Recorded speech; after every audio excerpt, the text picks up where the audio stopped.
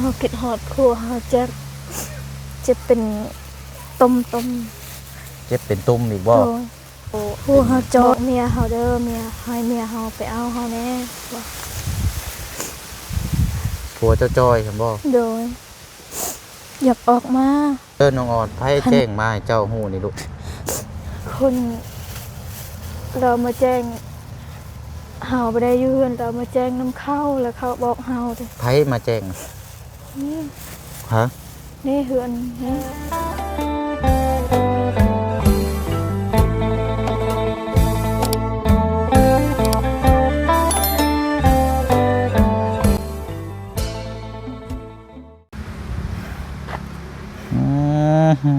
เอาอันนี้ก็ถือว่าเป็นอีกครอบครัวหนึ่งพี่น้องเนาะที่ได้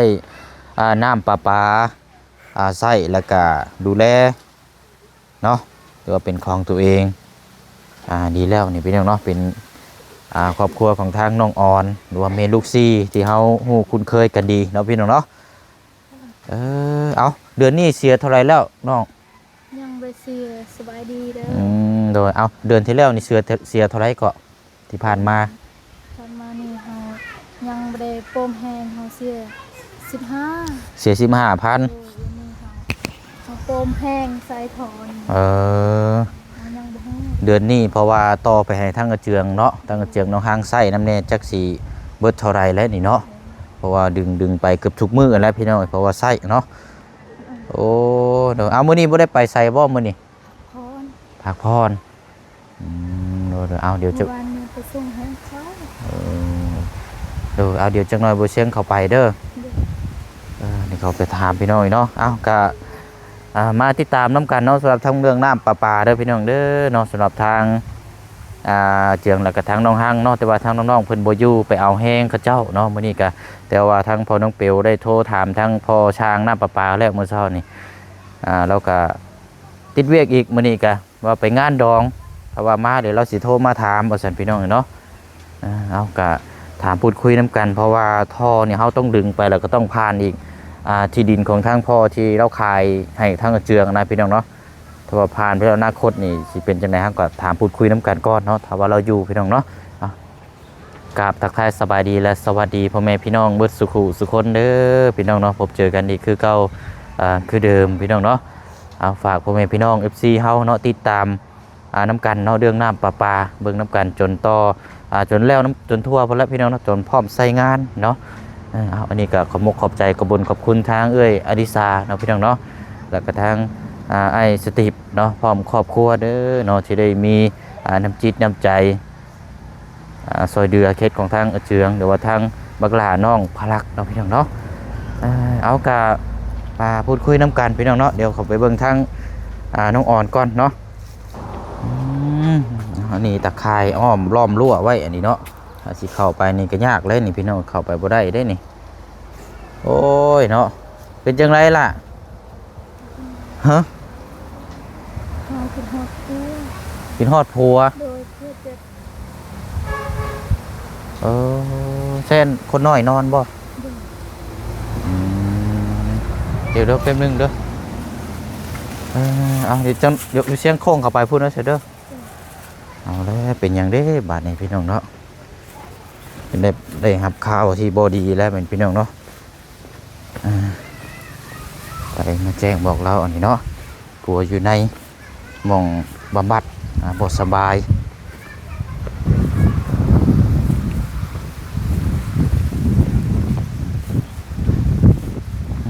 เนาะนี่แหละเนาะพอต้องต่อลึงลงไปพุ่นแล้วพี่น้องไอ้กายเต็มอยู่เนาะโอ้เดี๋ยวเอาอันนี้เอาเชียงซื้อมาฝากหมักส้มให้เอาให้ลูกเนาะเป็นอะไรนั่นคือน้ำตาตกในเพิ่งมาเชียงสดเด้อนี่ไม้ก่อน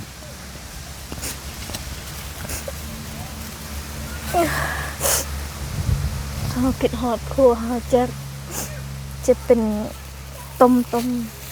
เจ็บเป็นตุ่มอีกบ่พวกเขาจอยรีพวกเขาอยาก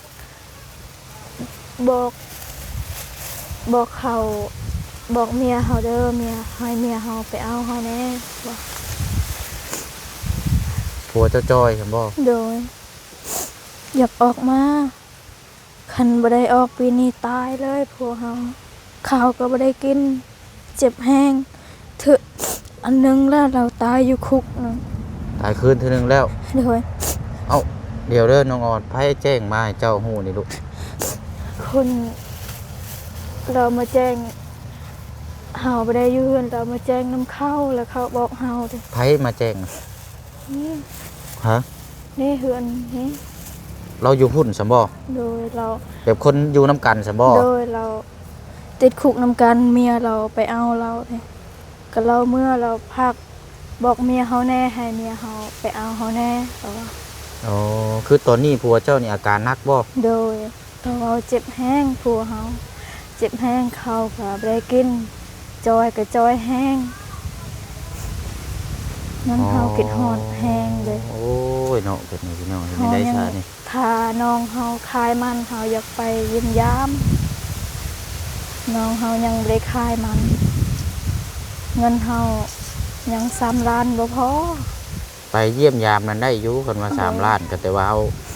ค่ารถมันก็บ่ได้แพงปานใดหรอก โด อาย สิไปจะมีเงิน3 ล้านซั่นบ่ โดย 3 ล้านกีบ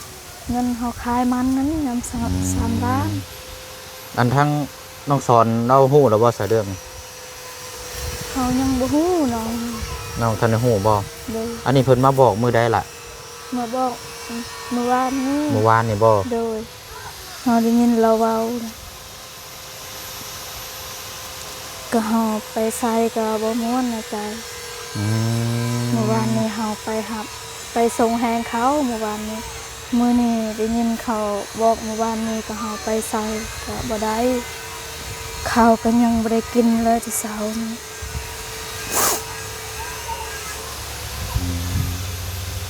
ตบอันว่าเราฝากคนที่ว่าอยู่นํกันน่ะฝากมาบอกเจ้าเนาะ โดยบอกน้องเขาแน่ให้ไปเอาแน่เขายอมแล้วผัวเขาว่ายอมแล้วเขาบัดออกมื้อหน้าเขาบ่อยากเฮ็ดได้อีกแบบนี้แล้วผัวเขาว่าเขาเมียพาไปใส่ก็ไปอย่างนั้นผัวเขาว่าแต่เขาอยากไปทาน้องเขาคายมันเขาอยากไปคือนึง แต่ว่าตอนนี้นั่นทั้งผัวเจ้านั่นเราป่วยซั่นบ่ โดยเราเจ็บจอยแห้งก็เป็นตุ่มหมดโตมคันแห้ง เป็นต้มเป็นผืดเนาะ โดยข้าวก็ไม่ได้กินเลย อืม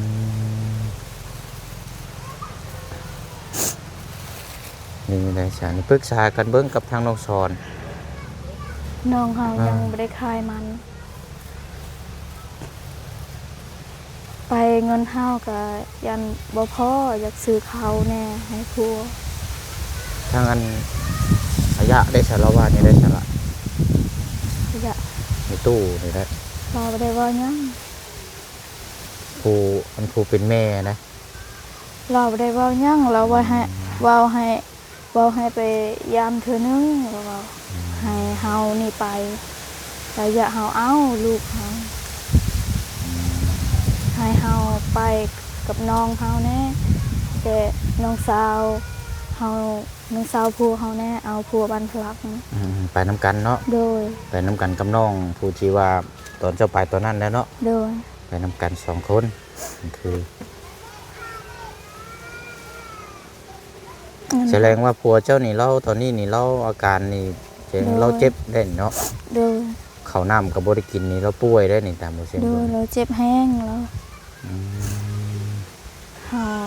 คิดฮอดแห้งเขาก็บ่ได้กินเลยที่เช้านี้เฮามีแต่เฮาให้นั่นละเฮาคิดฮอดอยากไปก็บ่ฮอดยังทาน้องคายมันจักสิได้เท่าใดล่ะ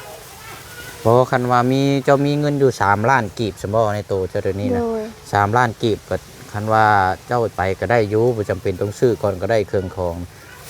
ไปเยี่ยมยามไปเล่าก่อนก็ได้ โดย อันนี้อยู่ในกินกับบ่นั่นดอก ผู้เดียวเฮาไปบ่ได้ค่ะ เจ้าก็อันถามทั้งนอกเจ้าได้สะโทรถามเบิ่ง โดย บางเทื่อเราอาจจะให้อยากให้ไปเยี่ยมยามไว้จังซี่ได้เร็วๆนี่ โดย คันเฮาไปเยี่ยมไปเยี่ยมยามเทื่อหนึงเฮาเบิ่งเราเจ็บแบบใดนี่เขาบอกเฮาแบบเฮาเป็นห่วงแห้งแต่พัวเฮาติดคุกเฮาบ่ได้ไปเทื่อหนึงเลยมีแต่น้องเฮาไปเทื่อหนึงย่านเราแบบข้าวก็บ่ได้กินน้ำก็บ่ได้กินย่านเจ็บแห้ง เราก็บอกกล่าวมาว่ายอมแล้วเนาะยอมแล้วถ้าออกมานี่ก็สิบ่เฮ็ดคือเก่าแล้วเนาะก็ดีพี่น้องเอ้ยว่าคิดได้จังซั่นกันว่าพี่น้อง FC ที่เพิ่นแรง บ่ให้ออกเฮายังย้านแต่เราบอกเจ็บนี่เฮาคิดฮอดแฮง แต่ว่าคนเจ็บนี่ติคนเจ็บนี่มันบ่ได้เขาว่าแข็งแรงดีก็อีกเดี๋ยวนึงได้แต่ว่าเจ็บป่วยนี่ว่าเฮาก็ฮู้กันอยู่แล้วเนาะเรื่องเจ็บลงป่วยอยู่นอกกับอยู่ในนี่มันก็บ่คือกันเนาะนี่แต่เจ้าบ่เชียงกับจักสีซอยแนวใดพี่น้องเอ้ยเนาะแต่ปรึกษากันกับทางน้องกันแล้วเนาะทางน้องญาติพี่น้องครับไปเยี่ยมยามเรานั่นกันแต่ว่าเราอยากออกมาก็เพราะว่าเราเจ็บเราป่วยเด้ออกเรามาปีนปัวเนาะเขาไปอยากซื้อยาหรือว่ายังบ่ทันได้พร้อมออกมาก็ซื้อยาซื้อหยังไปให้เราไปเยี่ยมยามซื้ออยู่นั่นกินไปต้อนเราน้ำโดยลูกเต้าก็ฝากไว้น้ำนี่แหละน้ำในตู้นี่แหละก่อนโดยเขาไปอย่าเอานั้นเอามันจังสะดวกสบายในการเดินทางเนี่ยมันเด็กน้อยไปหลายเนี่ยมันก็ยากเนาะไปกับมือนึงก็ไปฮอดกับตัวแรกก็กลับมาได้กับบ่ได้เนาะไปเช้าแต่เดินทางแต่เช้า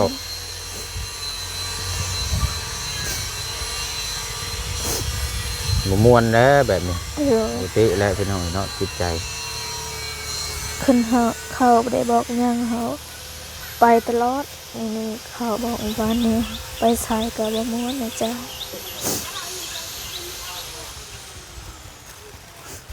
ข้าวก็ยังกินบ่แซ่บ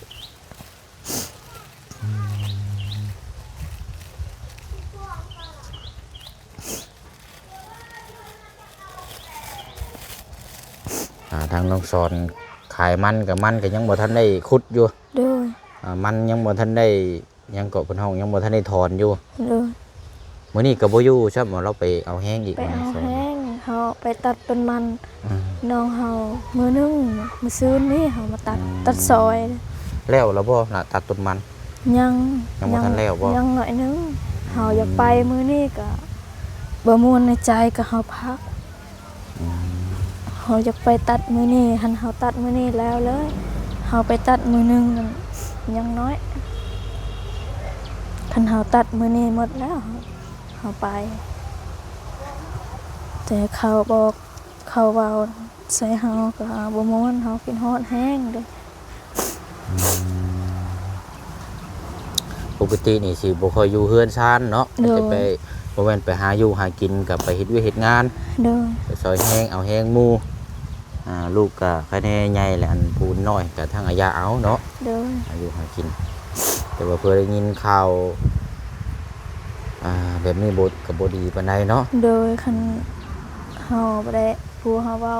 บ่ได้ไปเอายังเอาไว้ตายเลยผู้เฮาเจ็บแฮงแล้วงั้นผู้เฮาพักความน้ำข้าวติดคุกนำกันเด้อพักให้เขาเว้าแบบนี้ใส่เฮาบ้านอดอนนั้นเราติดคุกนำกัน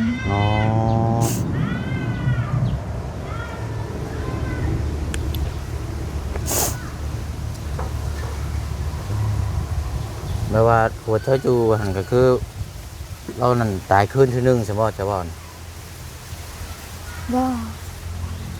แบบไรสัตว์เจ็บป่วยใช่บ่โดยกับช่วงนึงกันคือว่าเจ็บป่วยแห้งได้ตอนนั้นก็เนาะโดยแบบเราเจ็บติดเราติดคุกนำกันเจ็บหมดนะเจ็บหมด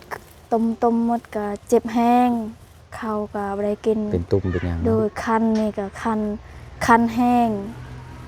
เออ แบบน้ำในก็บ่มีอาบเลย โดย บ่ได้ บัด อาบเลย อันว่า บ่มี เรา น้ำ ผัวเจ้าบ่ได้มีโรคประจำตัวบ่ซะ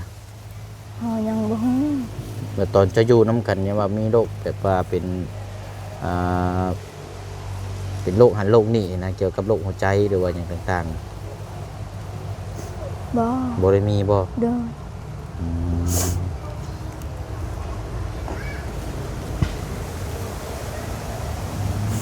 ฝากความมาเมื่อวานนี่เนาะ โดย และแสดงว่าเราเจ็บแห้งนะ โดย แต่เราบ่ฝากความมาหรอกเห็นแต่เจ้ากับเฮ็ดแนวใดพี่น้องเนาะทั้งบ่เช็คกับจักสิช่วยแนวใดหาแนวทางปรึกษาเบิ่งทางน้องเจ้าเบิ่งเด้อ โดย ทางพี่น้องอะไรอย่างว่ามันหลายมื้อหลายวันนี่ก็มันบ่นั่น แบบเฮาไปก็เฮาบ่ฮู้ทางเฮาบ่ได้เค ถาม ยไป น้องสอนนั่นก่อนก็ได้เด้อ เด้อ เอาถามน้องสอนมันก่อนนั้นก็พากันไปเยี่ยมยามเราอืม เงินเฮายัง3ล้านเฮาเอาไว้ อยากซื้อของอยู่ของกินให้ครัวเฮาคันเฮาไป ซื้อ ได้ ผ้า อยู่ ห่ ดอ ม ก แม่เด้อ 3 ล้านก็ได้อยู่ดอก อยากซื้อผ้าห่มแน่ผ้าห่มก็บ่มีผัวยามหนาว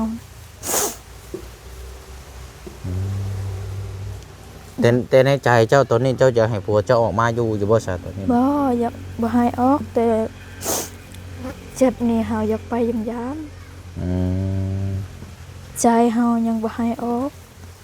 ยังบ่พาให้ออกมาเนาะให้ โดย อยู่ก่อนแต่ว่าอยากไปเยี่ยมยามทำข้าว โดยอยากซื้อข้าวแน่ซื้อน้ำแน่ให้ผัวกินซื้ออาหารนะ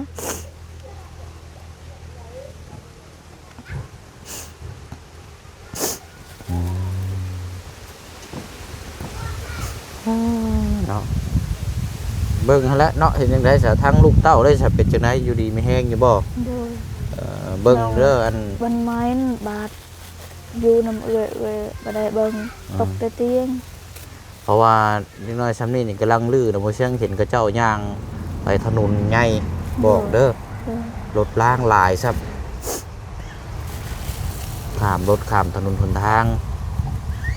เพราะเมื่อวานติดทางถนนใหญ่เนาะรถล้างก็หลายบอกลูกเต้าว่ามันระวังน้ำข้ามถนนหนทาง เฮามื้อนั้นเฮาไปสอนเฮาขายปลาเฮาได้50,000ก็เวียดเห็นเฮาให้ลูกเฮาส่งเสื้อ อยู่ใช่นะ เวียดอยู่บนดงนี่เพราะว่าซื้อซอยแน่เฮาแบบเฮาอยู่ผู้เดียวผัวเฮาติดคุกแล้วก็เราเลยต้นเฮาเราซื้อซอยก็เราให้เงิน10,000 คือซอย ซื้อขนมให้ลูกเฮาก็มื้ออื่นจะเอาไปเอาส่งเสื้อให้ลูกเจ้าเด้อเฮาว่าด้วยเราให้ เพิ่นก็ยังมีเมตตาซอยอยู่เนาะ โดย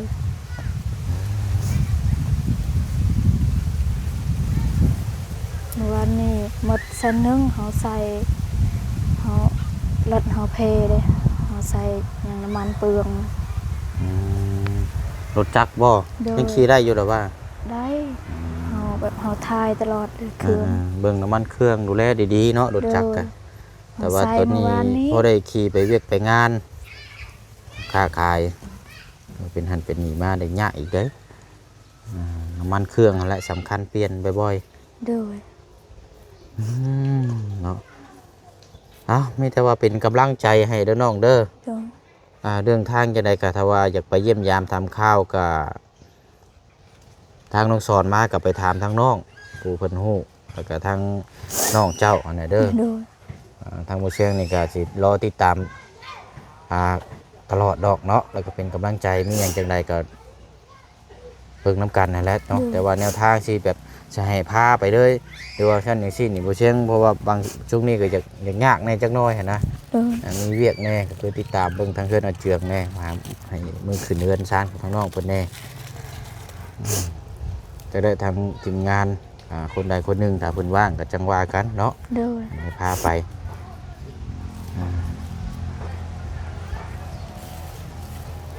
เอาพอได้เนาะหากินข้าวกินน้ำเด้อรถลาเจ้าของเจ็บป่วยมาบัดยังสิยุ่งยากอีกแล้วลูกเต้าก็ยังน้อยอยู่ อยู่ข้างหลังหมู่3-4คนพุ่นมันสิยากอีกเนาะ โดย หากินข้าวกินน้ำแล้วก็ตะแลงมาแล้วก็ถามทั้งน้องสอนเบิ่ง โดย อธิบายให้น้องทำฮู้ว่าเป็นจังไดมาจังไดไปเยี่ยมพยายามทำข่าวแล้วก่อนเอาเวียกงานนี่กับปะก่อนก็ได้ไปจักมื้อหนึงแล้วก็มา ไป สร้าง แต่ ไป เช้าไปแต่ อืม คันมีรถไปแต่6 โมงพอดี 7 โมง 8 โมงนี่แหล้วรถออกกันฮอดพุ่นก็สิประมาณเที่ยง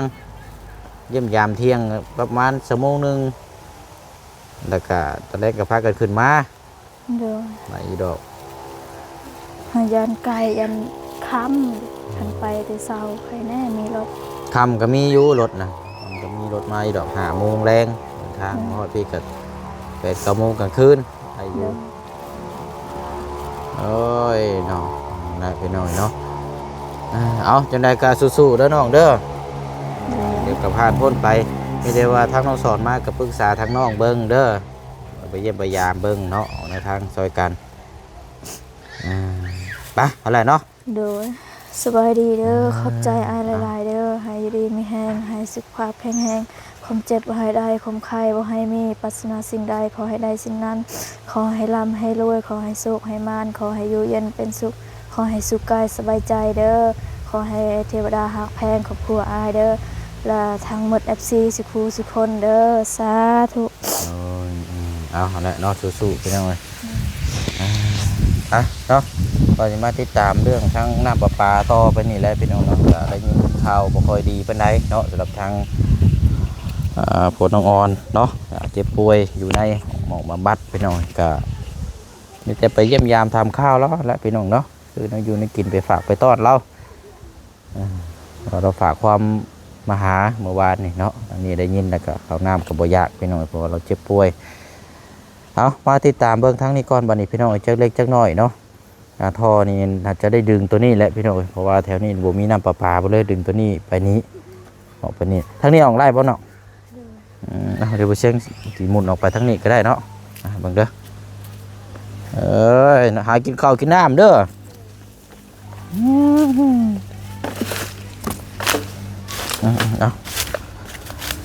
นี่จะเป็นดินของทางพ่อเพิ่นที่ขายที่ดินในทางอาเจืองน้องห้างพี่น้องเนาะแต่ว่าเรื่องท่อน้ำประปานี่จะได้ดึงพวกมาพี่ได้นี่อาจจะโค้งเป็นตัวแอลโค้งตัวแอลไปพุ่นไปจักดูว่าสิไปแนวใดพี่น้องเนาะเดี๋ยวเบิ่งทางน้ำประปาเฮาเนาะบอกคนสิว่าจังใดทางอาเจืองน้องห้างก็ยังบ่ทันได้มาอยู่เนาะพี่น้องเนาะ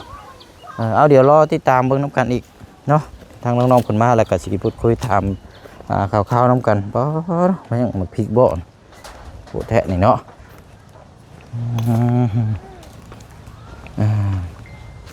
ไปเอาละพี่น้องเนาะเดี๋ยวพบเจอกันในคลิปหน้าคลิปนี้พอน้องเปียวลาพี่และน้องไปก่อนบ๊ายบายเด้อพี่น้องเด้อเนาะสบายดี